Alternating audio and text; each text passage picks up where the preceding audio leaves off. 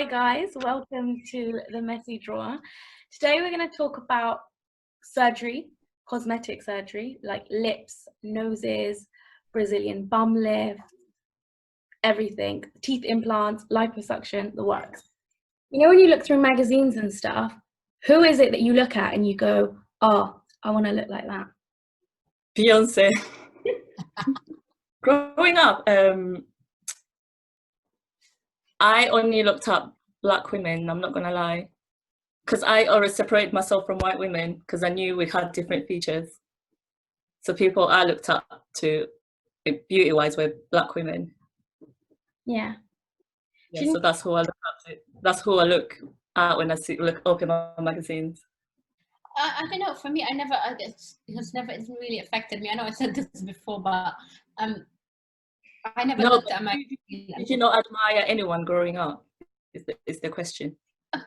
Family members, women in my family, but hasn't been anywhere in magazines. I wanted to, when I grew up, I wanted to be like my aunties, like my mom, like people like that. But and bear in mind, growing up in Somalia, we didn't really have access to that kind of vanity.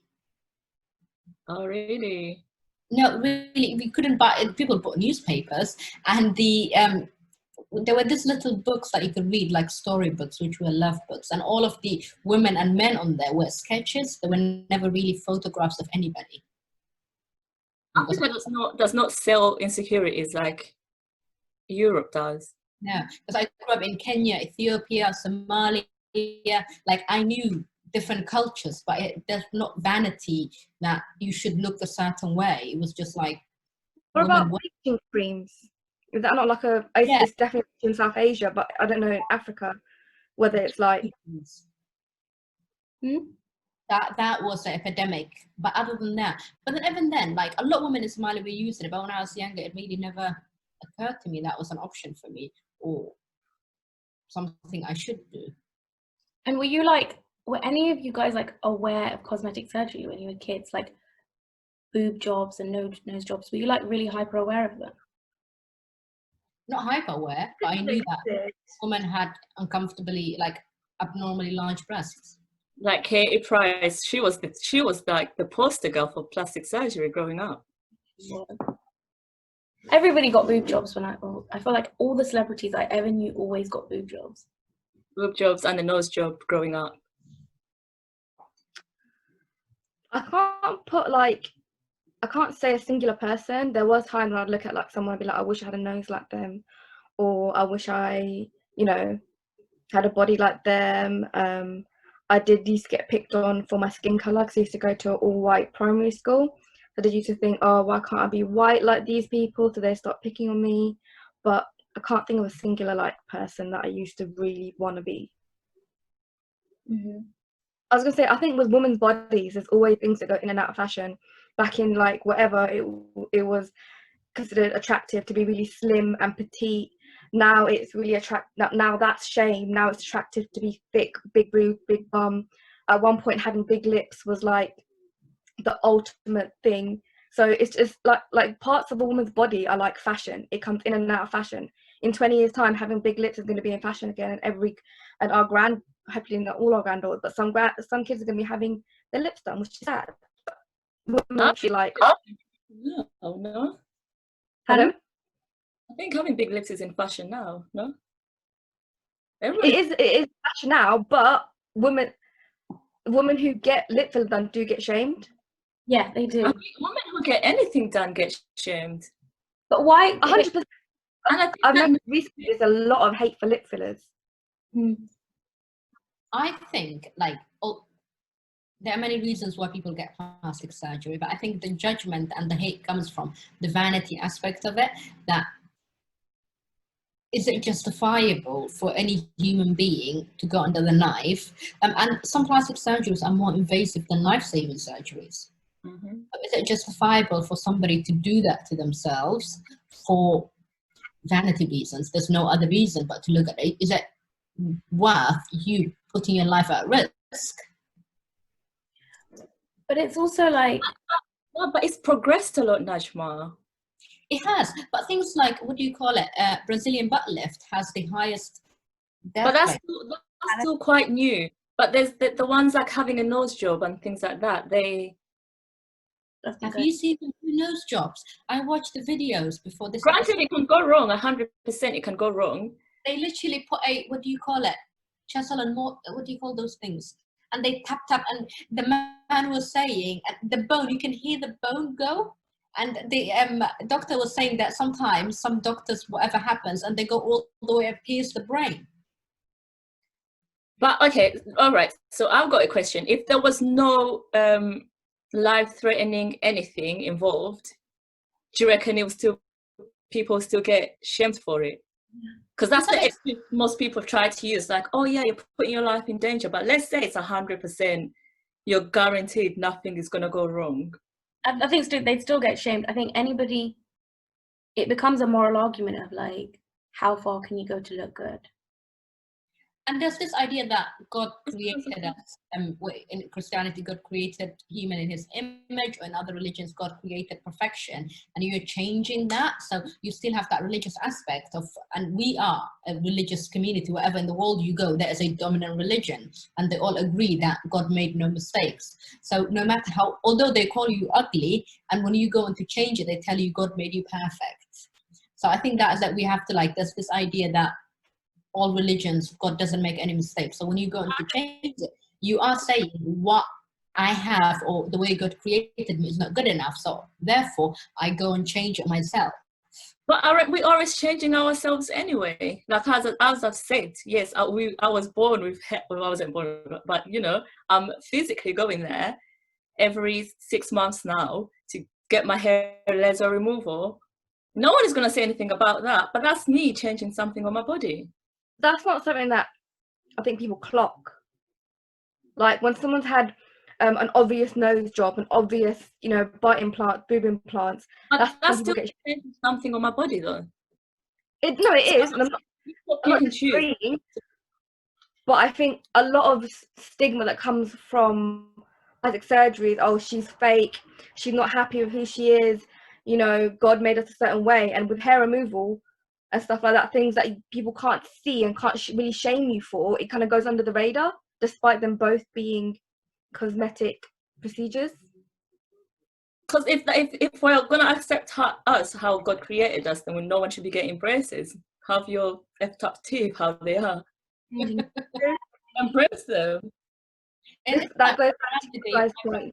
But these are the top 5 surgeries in USA, obviously, because they've got the, you know, the biggest market for it. So it's breast liposuction, eyelid surgery, nose shaping, and facelift. So I was quite surprised with that, because I thought, like, and that's 2019. So I thought the BBL will be in there. So it just goes to show how we're in our little circle, and we think. I think BBL would appeal mostly to women of color, whether they be Latin women or Black women or this, whereas white women are majority compared to everyone else. So they are more breast and liposuction doesn't get any form of hate because men get it too. Like out there's loads of like stuff like where they put glitter over their stretch marks and beautify it to make it something that you accept. But I feel like, you know, that for me, I don't get it. Like, I was taught to hate my stretch marks. No, so was I. I never used to see them as anything. Or love. Stretch marks were. Yeah. Like there wasn't, you didn't hate them, but you didn't love them either. They were just like, it's like saying you should love your hand. Yes, I like my hand, it's mine, but I don't hate it and I don't love it. It's just, you know, I'm indifferent to it. I was taught to hate it 100%. I never saw it as ugly until everyone was like, yeah. I remember like seeing it on my nan, like she had stretch marks, and when I was young, I'd ask her what are those, and she'd say, well, when you grow up and when you grow breasts, you will get them. It was just literally, it was something that happened as you grew up. It was not something to glorify or just be discussed about. Right, there's some YouTubers that I've watched, right, and they've gone and got plastic surgery, and then they start preaching about 5 steps to gain self-confidence, or what do you guys think about that? Do you think you can get plastic surgery and preach about self-love. It's a really Yeah, Why, Aretha? because you know, if someone loses a lot of weight and they preach self-love, you're not going to say to them you don't love yourself because you lost weight. You didn't like something about yourself, so you changed it. So providing you get plastic surgery and it doesn't become like an obsession to carry on getting loads and loads of procedures, and it's done healthily, I don't know if that's a word, then yeah, you can preach about loving yourself because you did what you had to do to love yourself, and it's not easy to love yourself. Completely agree. It's Najma? not like lying. When they get plastic surgery, they get their liposuction and things like that, and they start promoting how to get fit and 5 ways to reduce your stomach. No, mate, there's one way to reduce your stomach. That's lying. Yeah, but Getting liposuction and then getting liposuction and then advertising flat tummy tea, that's lying. No, But there's people who've been truthful about it. Yeah. But if you go on ahead and make the YouTube videos like 5 ways to gain self-confidence, or see, you didn't do it. You couldn't love it. You went and changed it. How are you preaching to me? But that's your perspective. Some people, like I view it as they didn't like something about themselves and they changed it to make themselves happier. And now they like themselves enough to tell you, this is how I like myself. Now, this is how I got here. No, but they're telling you 5 ways to be confident without the plastic surgery that got them there. Yeah, like I think they should be more transparent about with the surgery that they've had done. Like for example, yeah. You have to, I strongly believe if you're a public figure, you have to say that you got plastic surgery. It's not a private matter because you can't be. I watch have admitted to their plastic surgeries, but they do go on to make those videos to give people confidence. And I think you can do that. You can tell me. I think that's fine. If your plastic surgery went bad, and you can say, here's the thing, or you don't love it anymore, you hate it, and you can say, I didn't like myself. I had plastic surgery, still didn't make me happy. So now I am doing the things to make me happy with what I have. So it's like explaining you don't need an outer or augmentation or anything to be happy, to be confident. I have been there and it changed nothing for me. Therefore, it won't change anything for you. From that perspective, I can take it. But you're not going to get your nose done and then tell me that I should be happy with mine if I'm not happy with mine. But that's contradictory. I think the point was if you've had plastic surgery and you're transparent about it and you're saying how you're happy, that's fine. But you can't get a nose job and tell someone else to be happy with their original nose. As long as you're transparent and honest, you can definitely preach about how to love yourself. them have done that. But you're not going to lie to me and be a hypocrite. Look, I followed a YouTuber for like 2 years. Me and my cousin followed this YouTuber. Don't know whether I should mention her name. I don't want to. Quite big. Nobody. No, I don't even know. I don't know anyone who knows who she is apart from my cousin.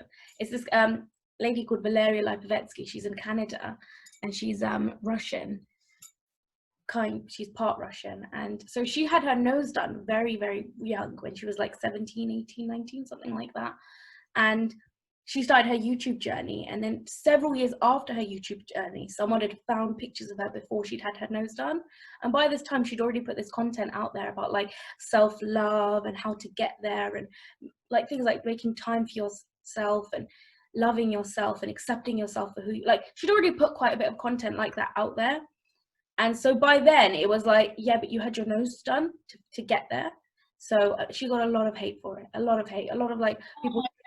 And she deserves that for not being transparent. Yeah, she should have been truthful. That's her own fault.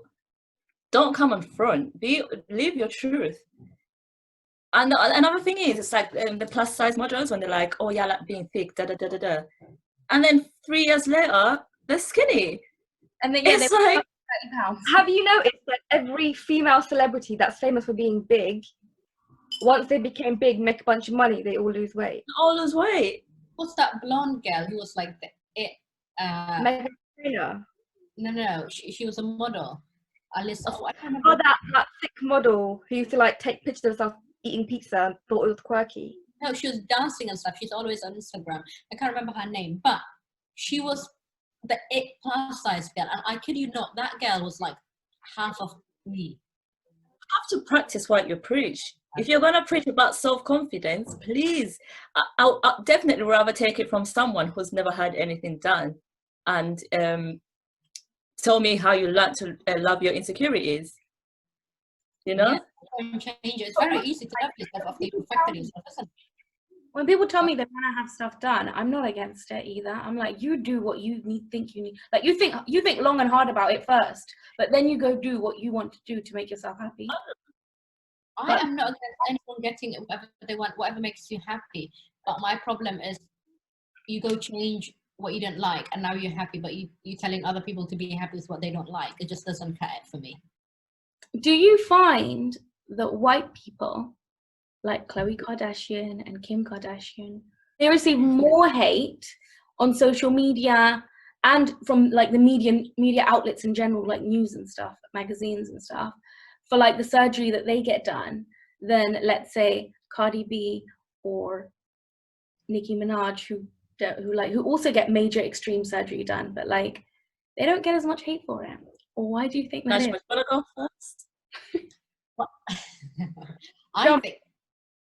I think it has a lot to do with race. Why, let's say, the Kardashians get more hate than Cardi B and Nicki Minaj, because Cardi or black women, they are enhancing with what was already associated with black feature, like having a bigger butt, having this, whereas white people are creating something that is considered not exclusively theirs. So when white girls get lip fillers, they do get hate. Like when Asian women get their noses done, they get hate. When you do something that is not naturally associated with your race, so that is not just augmentation, but you're also changing your race to some extent. And nobody blames a woman for or hates. Well, they do hate them, but when a woman gets big breasts or like boob jobs, no one really judges her based on her race. They just judge them all equally, because that is not necessarily one race thing. Boobs are a woman thing. Whereas big butts, big lips associated with black women, having narrower noses associated with, white people. Nicki Minaj got shitloads of hate for getting her nose done, more than she did for her bum. And I also wanted to add, the reason the Kardashians, especially the Kardashians, get more hate than Nicki or Cardi, that was your examples, right? Yeah, it's because Nicki and Cardi have both admitted to their BBLs or whatever they've got. I don't think any of them have admitted to getting their BBLs. They all say that's their natural bodies, so that's why. Which is not out of their way, in fact, to prove that it is their natural body. Yeah, they go out of the way to prove it. That's why they get more hate than anyone else. Iggy Azalea doesn't get hate. That's because she's admitted it. So I think part of it is also that they are lying about their bodies that obviously they didn't have. We've seen them grow up. But like, so are you saying it's cultural appropriation? It's cultural appropriation. Yeah. There's a difference between appreciation and appropriation. When something that black women were ridiculed for, and now all of a sudden white women are making money of it, is a problem. But if everyone could do it and no one was ridiculed for it, then it's fine. Black women, like we've all been young, Sharon knows this. Our lips, we always been told you have big lips, you da. And all of a sudden white girls start pumping liquid into their lips. It's a sign of beauty. Are you kidding me? I grew up tying a sweater around my waist because when I stood up, I didn't want anyone to see my bum. There you go. That's so crazy. Yeah. I did not want anyone to see my bum. I didn't want anyone to see my hips. Nah. And now isn't it funny that once upon a time, the goal was to have bodies that were mostly associated with white women, i.e. very small, slim, petite, and now I think the goal is to look racially ambiguous. I disagree with that. I mean, in mainstream media, but I think in the black culture, it's always been. Oh no, I'm not speaking on black culture. I can't speak on black culture. I've just noticed amongst like white girls now, they will tan to the point, and this is definitely a topic for another day, but they tan to the point that it's considered like blackfishing. They get big lips, they get big boobs, they get, they don't look like white women anymore. I think the goal these days is to look as racially ambiguous as possible, because that's becoming a new beauty standard. Because the Kardashian Jenners, they've made it popular. Yeah, they have. I was reading up. I forgot what website it was, but it's quite reliable. And it was, again, America. 65% of people regret their plastic surgery. That's a lot. That's a lot. And I was watching this YouTuber, and she was like, all these people who have done surgery and they really like the body, they didn't achieve that on the first round. It was probably the second or third round. It went in and again and again. I There's think this show on BBC called Plastic Surgery and Breast. I don't know if you guys seen it. I watch a lot of plastic surgery shows now to think about it. It's actually a normal amount. Anyways, where there's a group of people where they're watching the plastic surgery that they want to get done. And there's a liposuction, boob job, hair implant. It was like a nose job and things like that. And most people haven't done enough research. No. Sorry, guys. Honestly, sorry? Yeah, and when they were there watching it, they were like, oh shit, is this what's involved? Like, most people don't know what they're getting themselves into until it's too late. And when you do your research, you need to research what you're getting, just how invasive it is. The doctor, and a lot of people go to Turkey to get their things. Oh, botch jobs. Oh my God. I hate hearing about horror stories. Like going to overseas, amazing doctors overseas, right? Amazing doctors that could do things done. But one of the biggest things after any surgery, not just plastic surgery, is aftercare. If things go wrong, you know someone to go to can fix it for you. You went to Turkey, got your boobs done, all of a sudden you got leaky boobs. Who are you going to go to? But then a lot of girls don't take that aftercare seriously. That is so important. It's so important. I've seen of girls like going to Turkey and getting like a BBL done, and the next weekend they're out partying. Yeah. Like, your body's just gone through a massive change. You need to be at home resting. So what do you expect? What do you expect if that's how you're treating it? When you get a Brazilian bum lift, what is that actually entailing? Is it like they remove fat from somewhere in your body and then put it in your bum, and then you have to massage it for a bit. Do they cut into skin, or is it like using something? I don't know about all of that, but what I've heard is, and I heard that if a milli drop of fat gets into your bloodstream, that's that you're gone. That's crazy dangerous. You need to know the doctor, just how qualified he is, how many he has done. Like, just because a doctor does boobs and nose doesn't mean he can give you BBL all of a sudden. You need to go to specialists. I mean, Cardi B admitted that she done it the dangerous way. She went into someone's basement and done it. She trusted her life with someone. A lot of girls are doing that because they're so desperate. And you know what? Oh, another thing I was watching is people were saying we are quick to judge people who bleach or do this bodies, but people were saying in certain countries and in like Africa, they're like light-skinned woman who's big, right? Any woman who's big, right? So if that's your way to get out of poverty, you're going to be desperate. So you're going to go to any and anything because that's your way. Yeah, so that you can attract these men that, and unfortunately, that's the only way to get you out of poverty. So some people, it's like a survival. It's a survival way. I think for a lot of it, like Insta baddies, like it's like Sharon said, that's their meal ticket. They get these crazy invasive surgeries, get that body, and all of a sudden they're in every rapper's music video. Yeah, that's how they make it out. Living off being an influencer. Yeah, it's honestly feeding a lot of people. It's taken so many girls to a whole new level. Can I just talk about one person who definitely had BBL, who I despise, is the woman that's on Pretty Little Thing, on Boohoo, on everything. That same model. She models everything. They should not be modeling anything. You know, do you guys know what I'm talking about? Yeah, I do. I feel like I do the same girls though, so I don't know which particular one. There's one model who's on every single site, and she has the most boobs.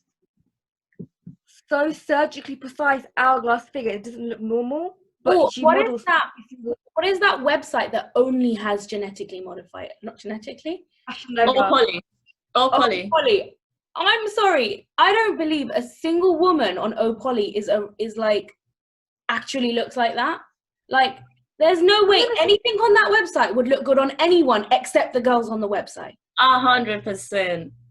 100%. That's what I don't buy anything from there, knowing that there's no way I'm gonna look like that. So I don't know how to shop on there because I can't see it on me because I'm seeing it on you, and you all look the same.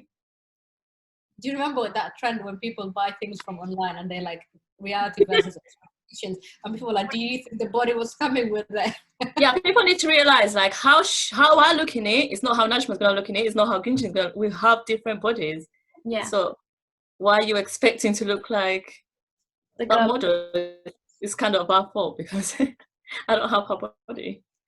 But that's also another problem. Online shopping, I think, kind of feeding this plastic augmentation a lot more than it was, because beforehand we went to the shops, no one wanted to look like the bloody mannequins because we knew they were plastic, but now they are these plastic humans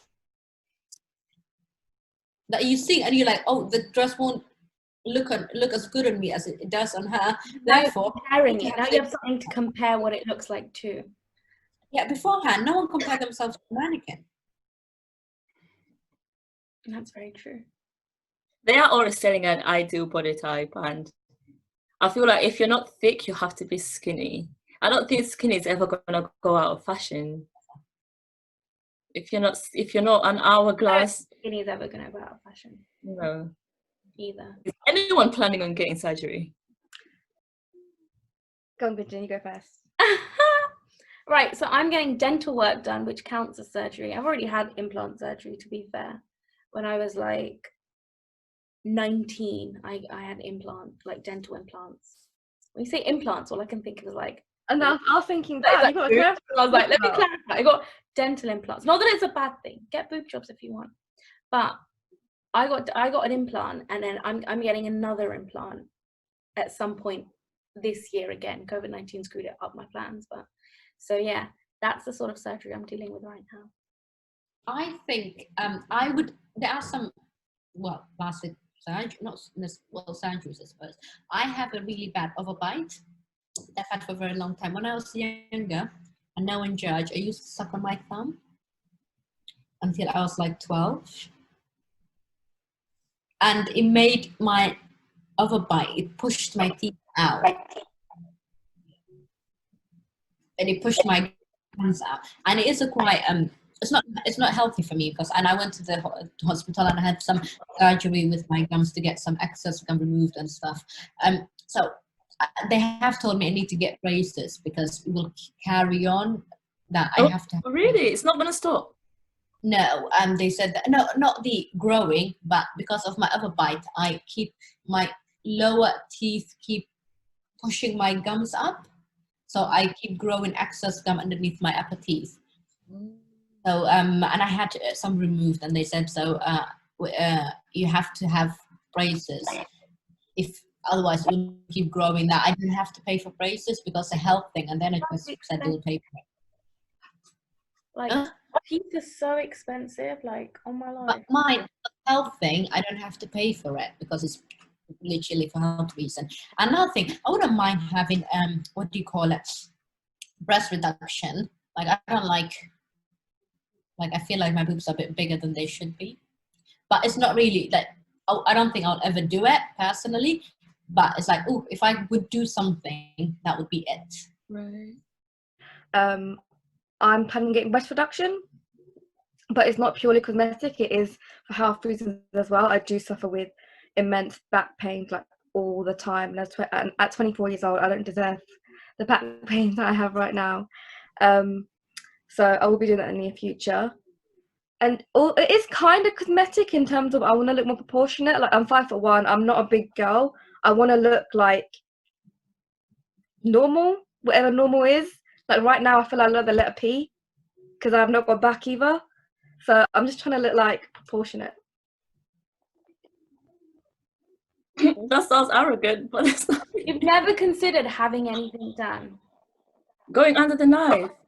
like, okay, but okay, not just under a knife. There's also non-invasive surgery. So like filler on your nose, filler on your lips, people that like give themselves like cheekbones and lifts and bigger eyes and stuff. I hate those more than life. The cheek fillers just look hideous. They don't look I never noticed this before. They They look look hideous. Have If you you look at like all the Geordie Shore people, they all get the fillers and their face looks like aliens. seen people get, what do you call it, facelift? And have you seen how they do facelift? I don't They think like staple it, right? they what and that's top 5 most done surgeries. actually Because cut people hair. get old. Ain't nobody. Yes, when you get older. Yeah, so maybe if you ask me this question in 40, 30 years time, I might have an answer for you. But at 24, no. Me and my face as One saggy. surgery, what I was going to say is, if I could, but I probably won't get it, is I want a forehead reduction surgery. I would like one. I would never get it because then my mum will slap me. But I would like a forehead reduction because mine's massive, but the way they do it is scary. It's basically like they cut you up here and they bring your hairline down. It's just a bit. I don't think I'll ever go under the knife ever. I know I like to say I want to get breast reduction, but for me, I'm actually quite happy with everything I have. But that's about it. Happy with what God gave you. It sounds arrogant, but it shouldn't be. No, it it should shouldn't be. It shouldn't be considered arrogant to say, "Oh, Damned if you don't. Actually, I do. But there are some times where I can say, okay, dental is one of the. I think it's so important, right? And I think in this country, especially when things are so bloody bad, it contributes to poverty and things like that. Like if you think about, if when you're interviewing for a job, you're the interviewer, and someone with terrible teeth come in, we automatically judge them and like not think they're good enough. Not just terrible teeth. If we're doing teeth, that's going down the pretty privileged territory. Absolutely. Like it's easy. The world is easier when you look good. Yeah. But And if surgery is going to fix that, and that's what I was saying, for some people, honestly, they're using this to better their lives. I think teeth are so big. Like it's amazing how it takes someone from depressed and in poverty to a really good place in their life. All because they didn't just become smarter than they were. Nothing changed other than their physical appearance, and all of a and how they sudden, feel about themselves that allows them to be more confident and do things that they wouldn't before. Like surgery is surgery, but at the end of the day, they're doing it to make themselves happier. They're doing it for what's up here. They might be doing it physically, but they're doing it for up here. So For their mental state, yeah. exactly. And so that's why I encourage it. you encourage surgery. I'm glad that's the note. Where Oh, that sounds bad though, because people die through all of that. But I mean it as in, if everything. it really needs that much. trying to lose weight, and that can be done naturally. I think as long as everything's done in a healthy mindset, then it's fine. If you become obsessed with weight loss or weight gain, you can hurt yourself. If you get obsessed with surgery, you can hurt yourself. As long as it's all done with a healthy sort of mindset, then well, we can't talk about plastic surgery without talking about addiction. As Arifa said, majority of plastic is like getting piercings. You start with one, next thing you know, half of your ear is gone. I think it becomes addictive. You might not necessarily get addicted to the surgery itself, but you get addicted to the feeling it gives you, that high that you get, something different, something new, something you love. Yeah, I doubt you can only get one. You get your nice bum that you want, then you're like, you know what? My arms. I could change it. I could It's change. that, Yeah. it's like, oh, if I change that, it's just that first step. The hardest is the first step in every sense of life. Once you take that first step, everything just rolls into place. So Yeah. like, you think it's like a gateway drug, a gateway surgery? A nose job, a lip filler, yes, those are the gateways. And once you start, you love that feeling you get, I think, and that's it. The hardest surgery to get is the first one. Conclusion we've come to is basically, if you want to get surgery. But if you think you can love yourself, and don't do it abroad. Don't screw up do your research, know what you're getting into, understand why you're getting it as well. Understand that it is very invasive and it can be life-threatening at times. If you know if the reason why you're doing it and that's good enough for you and you do your research, what the hell? And also don't get surgery that's in trend, because trends come and go, as we've already established. And well, being around people that look like you, as I started off this episode saying, like in magazines growing up, I looked up at I know I don't look like Beyonce, but looking up to Black women helped me have that confidence that when I was growing up, I did have a big bum and I had big thighs and I had hips and all of that. So obviously when I went to school, no one looked like me, but when I saw that in magazines, it did help with my confidence and learning to love it. So it's easy to achieve or perfect what you already have rather than something that you don't have genetically to begin with. Yeah. Don't appropriate. Sometimes it's that. Sometimes it's who you are around, and sometimes it's your environment. So You just want to fit in with the people. But also, I want to add is if there's a surgery that your heart's set on, don't let people talk you out of it either. Because I want a procedure, every time I tell someone, their first reaction is to try and talk me out of it, and it's actually kind of offensive. I know what I'm doing, I've done my research. As long as you've done all that sort of stuff and you know why you're doing it, like Najma said, like all the research, don't let someone talk you out of it. Don't let anyone make you feel bad because you want to do it. Do it because you want to do it. Yeah, if you're going to do it, be sure. Just know it's for you and don't let anybody get involved. All up in that. Think and hard and clear. Because your friends said they get it. Do you know the number of times I see someone goes with their friend to get lip fillers and then they're like, "Ooh, maybe I'll do it too." No, don't do that. I saw something like that on Grey's Anatomy where when they were talking to a girl. I know it's only a TV show, but they were talking to a girl about her getting her boobs done. And like when she was picking the size and they were looking at the pictures, she looked to her boyfriend for her boyfriend's approval. And they were like, nah. And they like put off the surgery and were like, we're gonna wait another couple of months because they might still not be dating in a couple of months. Never mind him picking what size tits she gets to have for the next 50 years. Never modify your body for somebody else. right, until next week, guys. Stay messy. They're messy. Make good Bye. decisions. Bye.